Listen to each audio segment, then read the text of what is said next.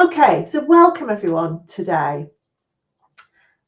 I'm Bex from Social Media Executive, and today I'm going to be talking to you and explaining what a social media algorithm is. Basically, people get all confused about what is an algorithm and how can you use algorithms in your social media to help. A lot of people also ask, how can you get around the social media algorithms? Well, the answer to that is you can't and you shouldn't. Today, I'm going to be talking through what an algorithm is and how you can use the algorithms and work with the algorithms to improve your social media presence. Okay.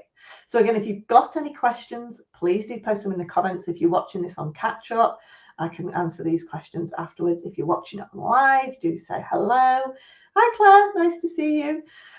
So again, do ask me any questions, and if you're watching this, do give us a follow as well. I'm live every Monday at 12:30. So bring your butties and have your lunch. Oh, hello. Brilliant. You've made it. Nice to see you. Thanks for saying hi. Okay, right then. So first of all, an algorithm. It's basically an algorithm is a set of rules and data that is set by social media platforms. Okay. So it's basically a set of rules. And I like to call algorithms like the robots, because the robots, it's all automated behind the scenes. These rules are decided based on loads and loads of different data. Certain rules are put in place on how content should be shared on each social media platform. And the little, I call them robots, then implement that. They decide what is shown in your newsfeed. They decide what you think it thinks you will like. So everybody's newsfeed on social media is different. It's unique to them because it's all based on what you are liking and what you are engaging with. Okay. So the thing to bear in mind is algorithms are different on each social media platform. Okay, if you're on Twitter, it's got a completely different set of rules of how it gives you content as if you were on Facebook. So Facebook, for example, will always give you more posts from your friends and family. Okay, same with LinkedIn. If you're on LinkedIn, you're more likely to see posts from personal LinkedIn profiles rather than business pages. Okay, so do have a think about when we're looking at these algorithms, they are trying to give you as a user the best experience on your social media platform. They want to give you content that you like so that you stay on that platform. So that's the purpose of the algorithms. It's to give you interesting information. Everybody's newsfeed is unique to them. It's all based on what you're viewing, what you're liking, who you're following, what pages you might be connecting with, what groups, if you say on Facebook or LinkedIn, you're part of, and then monitoring your every move to try and understand what you like so that it can give you more of that stuff that you like. So when you first join a social media platform, it's all a bit random because it's still learning what you like. But these algorithms, these robots are analyzing your every move, and they just want to give you more of what they think you're interested in. Okay? So my advice to you is if you see some stuff that you don't like, scroll straight past it and don't interact with it. Otherwise, the social media platform is going to think you like that stuff and it'll give you more of that type of stuff. Okay. So if you see stuff that you like, make sure you interact and engage with it. Okay. So we will basically trying to give people the best experience possible. Now, one thing to bear in mind, when you follow a page or maybe you're connected with someone, if that page then creates a post, just because you like that page or follow that page doesn't mean that all their posts go into your newsfeed. Okay, they won't. That social media platform will only put a select few. So even though you might be following pages, you're not necessarily going to see those posts in your newsfeed. Okay, You're only going to be sent a select few based on what it thinks you like. Otherwise, there's so much content being created on social media, your newsfeed would just be constantly like that. You won't be able to keep up with it. There's so much content. There is so much competition for space. Okay, so you've really got to interact with the things that you like in order to get a good newsfeed so that the algorithms, the robots, understand what you like. But what does this mean for business? Okay, how is this useful? Right, so let's completely turn it on its head now. We're a business and we want to promote our stuff. Okay, so in order to succeed on social media, we've actually got to think of it from the not only the algorithm's perspective, but from the customer's perspective. Because at the end of the day, the algorithms, the robots are there to give the customer the best experience possible. So we need to understand what our customer likes and would want to interact with in order to create content that they will engage with. We want to create content that people engage with, okay? Because if people engage with it, it's telling the robots that people like your content, okay? Now, engagement can come in many different forms. It's not just a like, it's not just a comment, it's not just a share. Because a lot of people on social media will never like, comment, or share, particularly if it's a public business post, okay? They don't want to be seen. But if people scroll through, when you're scrolling through your newsfeed on your phone, if you stop and hover over a post, the algorithms, the robots are monitoring that, okay? So hover a stop is great. Therefore, if you can create eye-catching images that stop people scrolling, perfect. That gives you some brownie points for the algorithms. If people click on an image, if people watch a video, if people enlarge something, if people click more but to read more information, then that's classed as an action that you will never see as a business owner, but is an action nevertheless that the algorithms are monitoring and that can help you increase the reach. So when you create a post, it may go into the newsfeed of, say, 5% of your followers, okay? The rest won't see it at all. Meanwhile, the little robots are monitoring how that post performs. It's put that post into the 5% of your followers that it thinks will engage and be most interested in that post, okay? And it will do this. It might be images. They might like certain images. Maybe it has a dog on it, yeah? Maybe it has a crane on it, you know, maybe it has a boat on it. So it'll send it to those people that have liked boat pictures before. Maybe it's got a keyword in there that these people have used, have liked. Maybe they, you know, maybe they've seen loads of posts about sailing. So if you're talking about sailing, it's more likely to put it in the newsfeed of people who like posts about sailing. So your text and your images are all being monitored. Now, if those people, those 5% of people then like and engage with it, then it's going to send it to more of your followers. And if they like and engage with it, it's going to send it to more. Okay, so your content is constantly being monitored. So the more engagement you can get on a post, the better. If you can get comments, that's brilliant.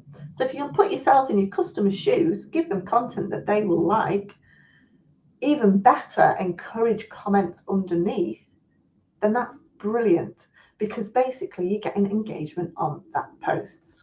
Okay. So Paul's got a question. LinkedIn closed caption says to bring to your bodies, Paul. The AI hasn't got the hang of the northern dialect. Okay. I don't know what closed captions you're reading, but yes, they obviously need editing, don't they? Because we're definitely talking about algorithms here and robots. Okay. So we need to put ourselves in our customers' shoes, but more than that, we need to do a little bit of research. So we need to be, right, we're putting ourselves in our customers' shoes. We need to be doing our research. And one of those areas that we can do to learn what works well is look at other similar accounts, social media accounts that have got good engagement, that have got a lot of likes and comments. Obviously, you're not going to see whether they've been, you know, if people are clicking on the images, but you can see likes and comments. If you can get lots of comments going on underneath your feed by asking a question, asking people's opinions, getting the conversation going. Social media platforms, it doesn't matter which one you're on, they all love that because you're getting a communication, you're getting a conversation under your post, and like, people are loving this, they're actually commenting on it. Okay, so do a bit of your research. But also you need to be really careful because people try and play the algorithms because the rules are always changing as to what does well. So 12 months ago on LinkedIn, for example, LinkedIn polls were doing brilliantly, and LinkedIn, the algorithms, the robots were sharing. If people did a poll, they were sharing them madly in the newsfeed. You've got masses of visibility. So again, if there are new tools coming out, like at the moment, Facebook has launched its Reels. That's one of its newest tools in the last few months, and it wants people to use Reels. So if you use Reels, it's going to push out those Reels more. So Reels are those short vertical videos, for those that don't know, a bit like Instagram Reels, because they're trying to compete with TikTok. So videos, if you create more video, the algorithms love it. What you shouldn't do is try to play the algorithms. So for example, links. If you try and put a link to your website or to a blog that you've written in your post description, then that does tend to reduce the reach because you're encouraging people off the platform, and the robots don't like that. They want people to stay on the platform. So a lot of people try to play it and go, oh, well, yeah, put the link in the comments or things like that. Well, actually, the best strategy you can do is, rather than try and play the algorithms, because they're not that daft, don't forget, they're still monitoring your post straight after it's gone live. They know if you're the first person to like it, the first person to comment on it, and if you comment and put a link, they're not daft, okay? So they will see that. So again, that's going to go against you. So really, we just need to create content that people love. We just need to create content that our customers will enjoy. So do your research, really think about your customer, okay? So Paul's just said, just to highlight clear what you were saying, how your account makes algorithms go wonky. It's interesting to see how the search index and misinterpret the topic or thing you are talking about. Well, give us an example, Paul, of anything that's been misinterpreted or things like that. But basically, the algorithms don't get it right all the time. Of course they don't. They are automatic robots, but they are very, very clever. You know, I think one of the most clever algorithms has been the TikTok algorithm, because it is fantastic at putting content into people's newsfeed of what they enjoy. And actually, I've found the Reels algorithm as well for Facebook is phenomenal. You know, the minute you click on a video, I love whales and dolphins and things like that. The minute you click on, I've been clicking on videos, that's all it's giving me now, whales and dolphins, and it's great. My newsfeed is full of stuff that I love. Okay. So someone's asked, can you like your own posts? Oh, right. Out of curiosity, can you like your own posts? Well, they know if you've liked your own posts. So you can, of course, like your own posts. But I would suggest wait for a few more people to like your own posts. The algorithms don't like you liking your own posts first. Okay? So don't just like your own posts initially. Wait for a few more people to do it first.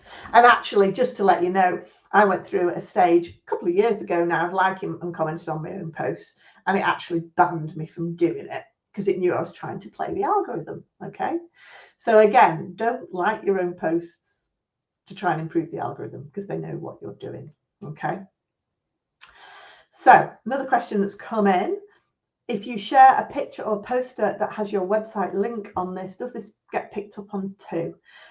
Well, I mean, that's a good idea, but yes, it does get picked up on. I mean, a few years ago, Facebook, if you were running ads, for example, Facebook would massively reduce your reach if you got more than 25% text on a post.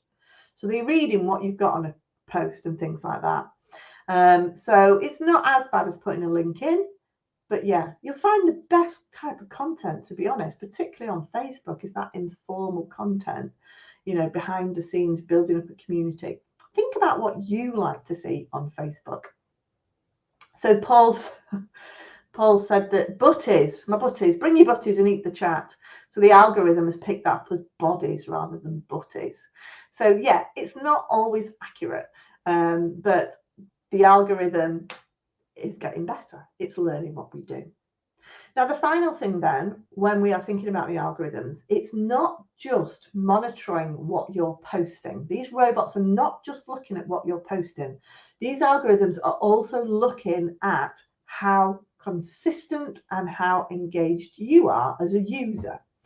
So you can't these days, a lot of people use scheduling tools to post content into social media platforms and leave it at that.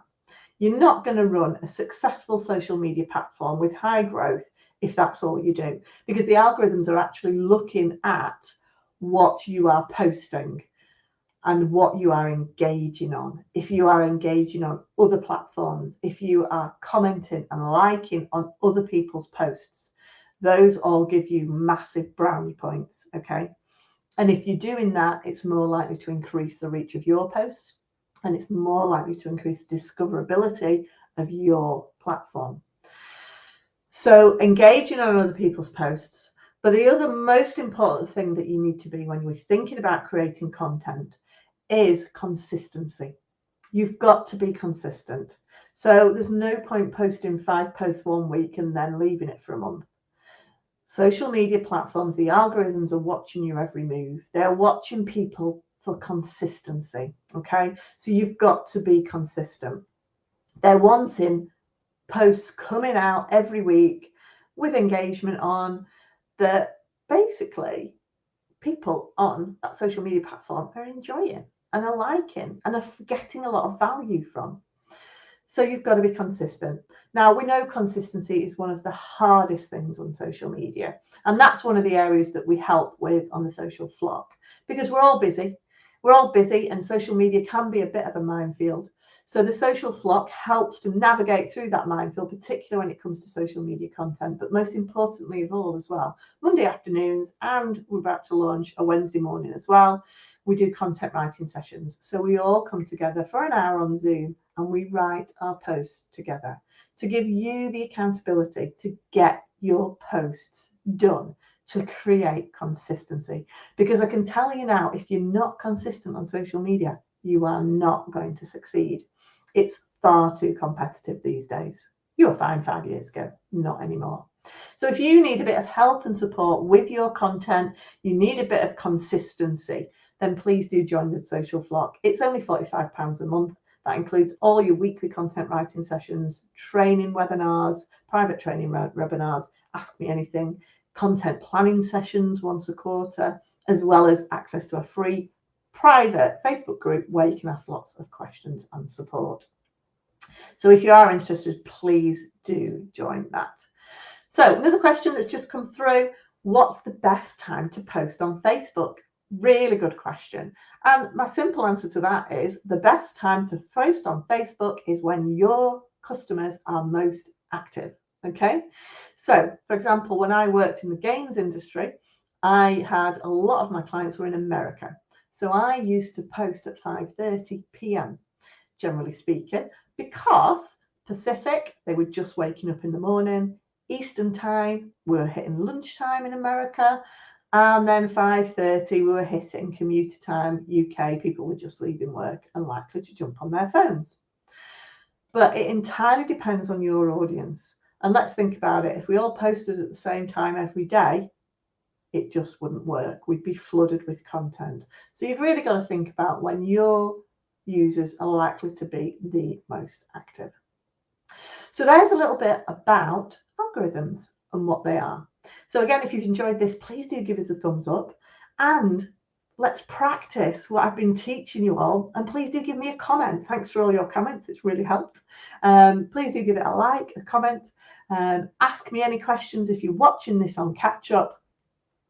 I will come back and answer those in due course as well. So thanks everyone for watching. I will see you again next week at 12:30 for more tips and advice on social media. Thanks everyone for watching. Bye.